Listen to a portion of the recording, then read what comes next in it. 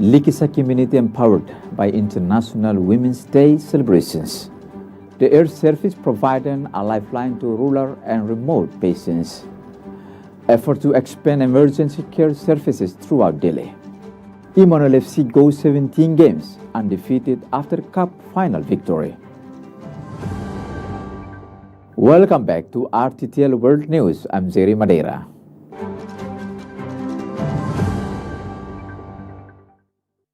Today marks International Women's Day. Women and children in the Rttl Likisa municipality were empowered by celebrations on Thursday, celebrating the theme of rights, justice, and action for all women and girls.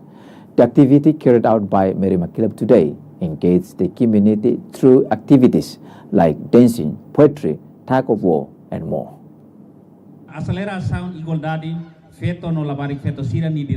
Raising awareness of the rights of women and girls in Timor-Leste. Dominguez and Nelsa are pleased with the presence of Mariah Island today in the Rttl to celebrate International Women's Day.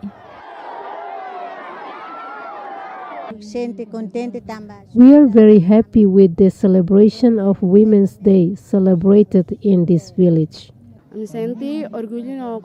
I am proud of the International Women's Day held here, and I would like to thank Mariah Island today for being able to celebrate Women's Day in the Rttl with various activities to encourage us in this village.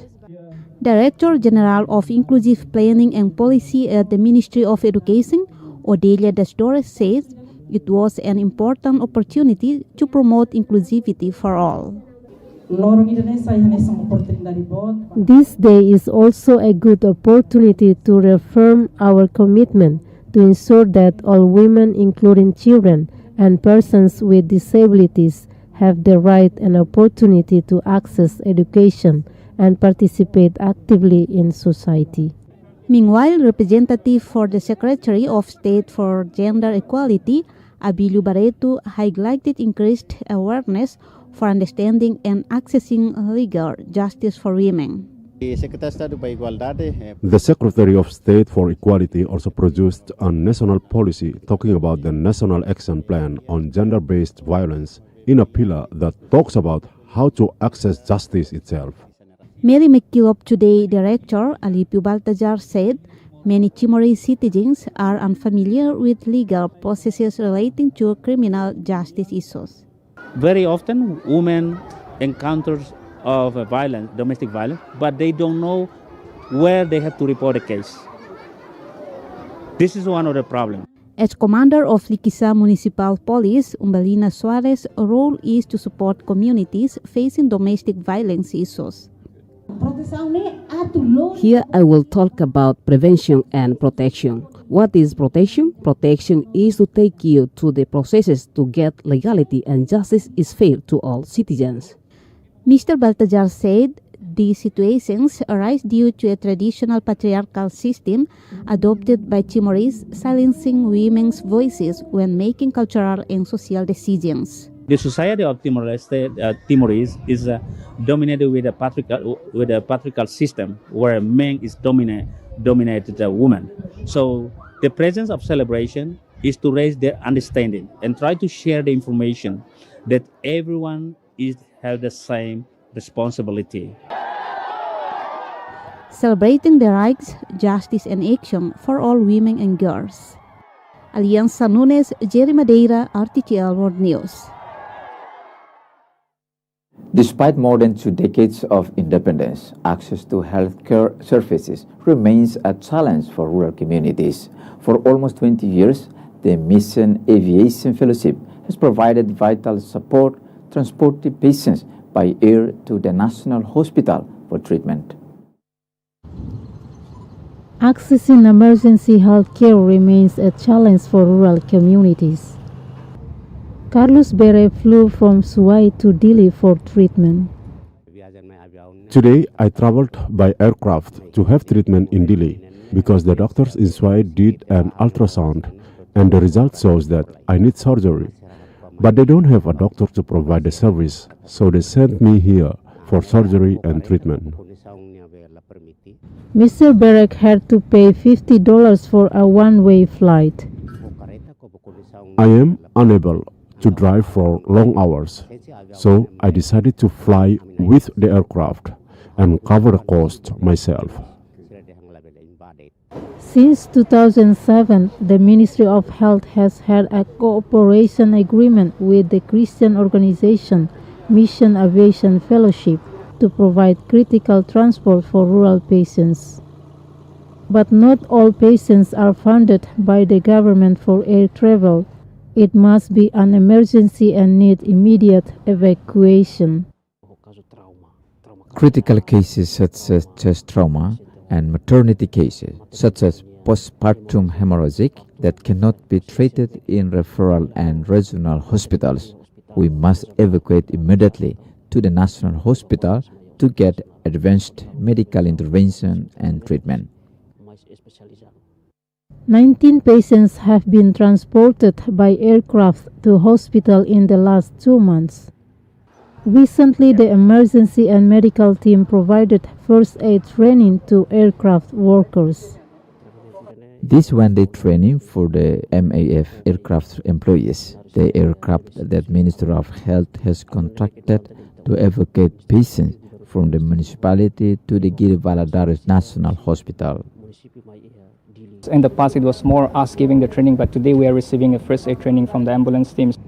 For nearly 20 years, the Christian organization Mission Aviation Fellowship has provided critical transport for patients. Specify that our partnership has grown over the years, and it will continue to grow. And as we continue to serve the people of Timor-Leste, we believe that our partnership will strengthen and it will help the people in the community. Mr. Domta says that ongoing conflict in the Middle East has led to inflation, requiring a price increase to sustain their operations. There's inflation and price keeps going up. So we understand SNIM's position, but also for us to keep running it this year, we had to increase the cost a little bit. But we won't keep it as a surprise, and then we keep the communication. So whenever we see that we will be increasing the price, we try to give them an advance notice so that they can also incorporate in the budget. There are 3 aircraft operating in the country to evacuate patients from rural areas to access health care. And there are plans to get a bigger aircraft to overcome weather challenges and make evacuation services available to more people. In the 2026 budget, the Ministry of Health allocated $240,000 to help flying very ill patients in rural and remote Timor-Leste to hospital. Pauline Quintan, Flavio Barros, RTTL World News. Local disability organizations are finalizing the draft of a new national sign language. KDTL, or the Club of Hearing Disability Timor-Leste, hopes the national sign language will support communication and learning in the classroom. After 2 years of planning, the draft of a national sign language is in its final stages of validation. KDTL developed the language in collaboration with other disability organizations and the government, and is now coordinating with the National Linguistic Institute to submit it to the Council of Ministers. The process is ongoing, with a review pending from the technical PhD team. Once completed, it will be submitted to the Council of Ministers for approval. This national sign language will assist individuals with hearing disabilities in Timor-Leste who are unable to speak. A national sign language similar to Tetun needs to be created to ensure standardization for all. Once approved, it will be implemented in schools, enabling widespread communication. Each municipality has its own sign language, so KDTL brought together people with disabilities from across Timor-Leste to develop a unified sign language for the country. The Timor-Leste Disability Association has asked the Ministry of Education to include the national sign language in the school curriculum. The Ministry of Education is key to integrating sign language into the curriculum, ensuring teachers receive proper training and basic sign language education. A workshop was held in February to validate the new sign language, where the Minister of Education promised to provide training to teachers in identifying students with hearing and vision impairments and provide them with the necessary support. The Director for Persons with Disabilities at the Ministry of Social Solidarity and Inclusion acknowledged that Timor-Leste currently does not have its own national sign language. MSSI as the Secretariat emphasizes that the Ministry of Education is responsible for creating a national sign language for Timor-Leste. Currently, people with hearing disabilities use sign languages from the Philippines and the US. Once formalized, the Timor-Leste Deaf Club will support people with hearing disabilities to access information accurately and in line with Timor-Leste's new national sign language. More than 12,000 Timorese suffer from hearing loss, but less than 100 currently learn sign language and have access to formal education. Alianza Nunes, Judas Magnu, RTTL World News. Timor-Leste's para-athletes celebrated a strong performance at the ASEAN Para Games after winning 3 gold medals, a silver and a bronze, earlier this year. Our reporter Vicky Madeira spoke with Anthony Nunes from the National Paralympic Committee, CPNTL, about the team's success and preparations for the upcoming Asian Para Games in Japan. So, Mr. Antonio, Timor-Leste secured 3 gold medals in the 2026 ASEAN Para Games, with 38 athletes participating, our largest delegation yet. What does this mean for the future of the Paralympic in Timor-Leste? We only have a small contingent that participate. We count about that another country they have participate. We calculate of all of them around 500 above. They have a lot of athletes, official, including the delegation. If they bring a lot of athletes, it means that possible for them to get more medals. Mr. Nunes, what challenges did your delegation facing during participating in Thailand? So many challenges, difficulty that we have faced before.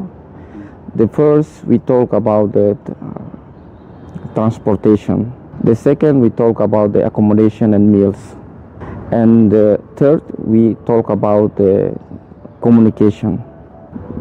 From one hotel to another hotel and one hotel to the athlete village, it will take 50 minutes to arrive there.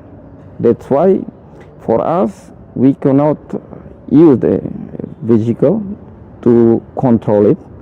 And also for the athletes, they didn't stay in another one village, like athlete village. We stay separate at the hotel. One hotel to another hotel, it will take 30 minutes more. Also about the meals. As you know, for the athletes only at one box for meals. One box meals combined with the vegetables and meat, but the box is too small. When we discussed during the CDM meeting, some improvement they did it, but continue another day, it will continue again. And also about the medical. The medical they didn't provide.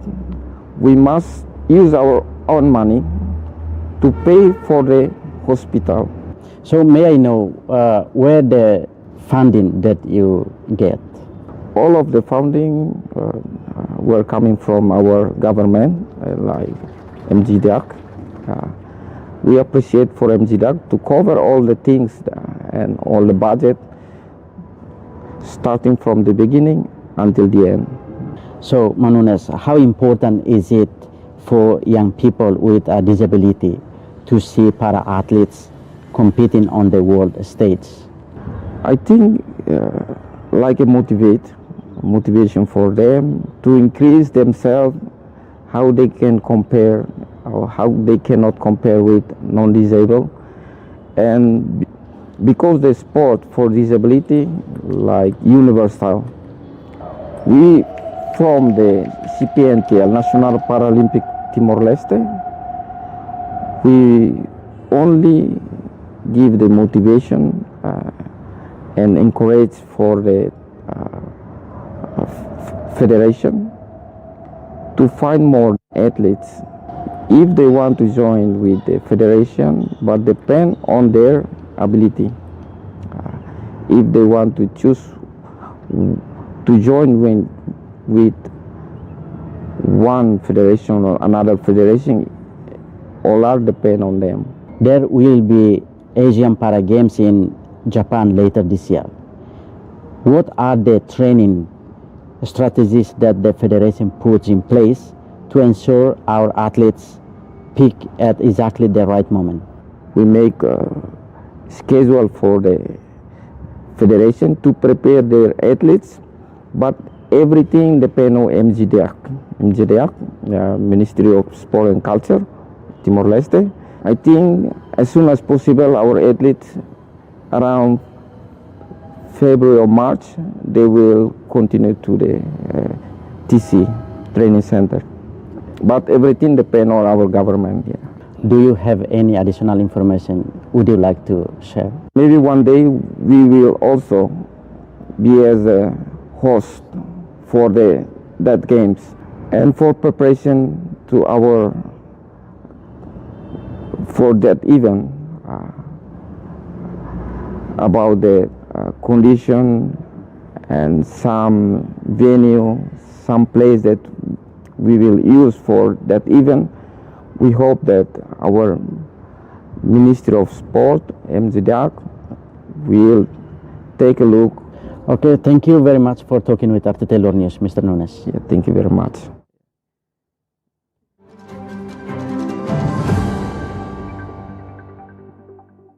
Emmanuel FC has been crowned the champions of this year's FFT League Cup after defeating Rttl.Ep FC in the grand final. The Cup champions extended their undefeated run to 17 games, taking down the rivals who have won the Timor-Leste League 4 times since 2017.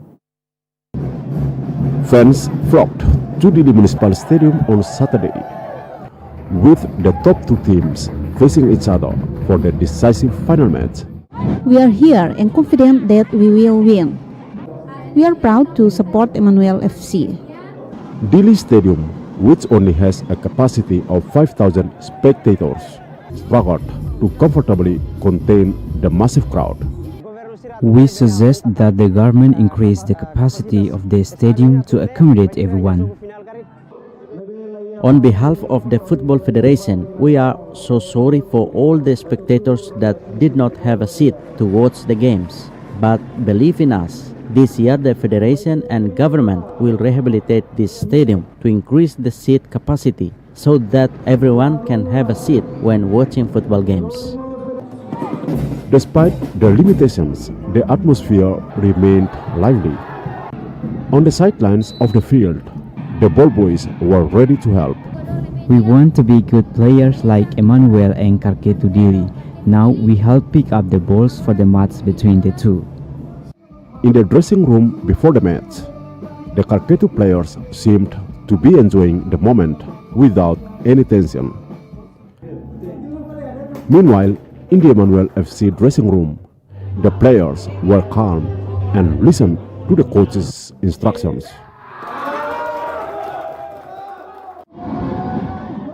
The final battle began, and the players stepped forward confidently. As soon as the kick-off whistle blew, both teams fought fiercely.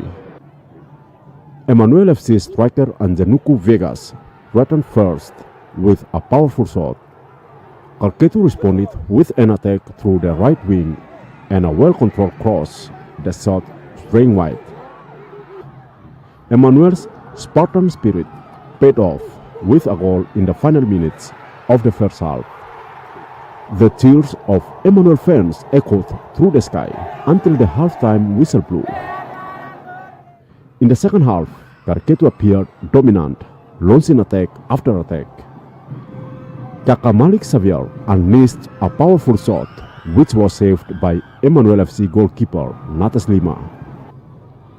Kaka headed home across from the right, but Natas Lima was the hero again, saving the shot. In the final seconds of the match, the Emmanuel FC players were visibly tense as they waited on the bench for the final whistle. Karketu fought until the final moments, as a long-range shot threatened the goal, but hit the post. The final whistle sounded, and Emmanuel FC players and fans invaded the field to celebrate their historic win. This is Emmanuel FC's first trophy, after finishing runners-up to Karketu in the Timorese League in 2023 and 2025. We deserve it. We have been waiting for this situation for almost 2 years. I told my players that we are tired of always being runners-up. Karketu Dili players and fans erupted in emotion and consoled each other.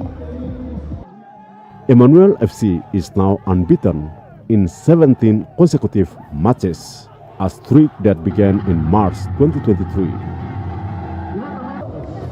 3 Emmanuel FC players, Ramisi Moreira, Natas Lima, and Nilton Carvalho, were named the best young player, best goalkeeper, and the best player in the tournament, respectively. Meanwhile, the top scorer prize was won by Zadiel Piedadi from FC Porto Tebesi with 7 goals throughout the tournament. Karketu Dili FC earned $10,000 as runners-up, while Emmanuel FC claimed the trophy and the $35,000 cash prize. Zegeres, RTTL World News.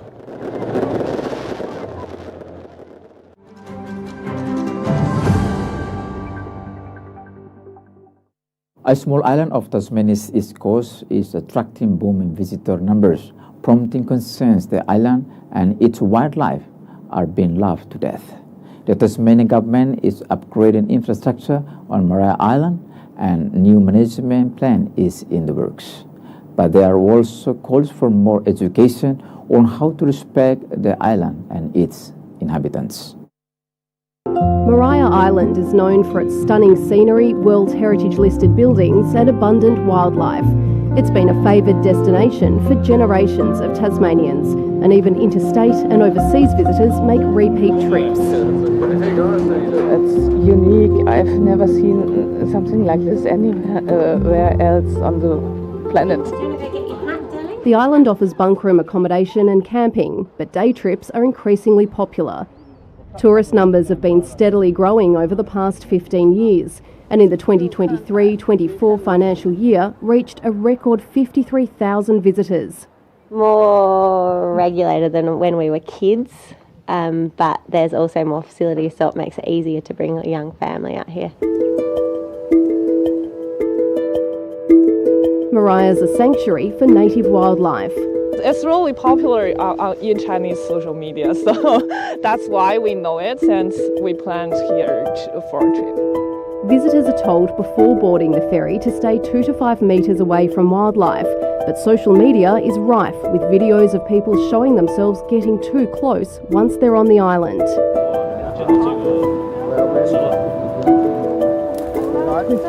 Please all come back away from the end. Please back. Give it room. Give it room. Running away because you're all crowding it. Jazz Potter and Rosie Gibbs are ecology students on exchange in Tasmania and New Zealand from the UK. It's definitely been more populated than we would imagine. There's a lot of tourists here and a lot of people who are clearly quite uneducated about how to treat wildlife properly. I think there should be stricter management in place to ensure that people are properly educated. Conditions are dry and the island's water supplies are critically low. The showers have been closed for years and visitors need to bring all their own drinking water. With no cafes or shops, people also need to bring their own food. We made some wraps last night for breakfast and lunch, and then packed heaps of water and snacks and all the goodies. Work is underway to cater to the growing demand. The ferry operator is procuring a new bigger vessel, and there's a $9 million project to modernise the island's water and electrical infrastructure. A large area has been cleared for the new wastewater treatment plant. Conservationists have raised concerns that those trees were critical habitat for the threatened swift parrot and 40-spotted pardalote. We need to get our priorities straight here with parks. Are we here to protect this beautiful area for generations to come, or to flog it off for infinite growth in the short term? Tasmania's Minister for Parks, Nick Duigan, says the infrastructure upgrades are critical for the sustainability of the island. A new draft management plan for the Mariah Island National Park has been out for public comment. An overwhelming number of Tasmanians responded to the management plan consultation, saying they want the island to largely stay as it is, with no further accommodation or any food offerings. They want visitor numbers to be limited and more education for those who do come here to better protect the island. The final management plan is due to be released and implemented later this year.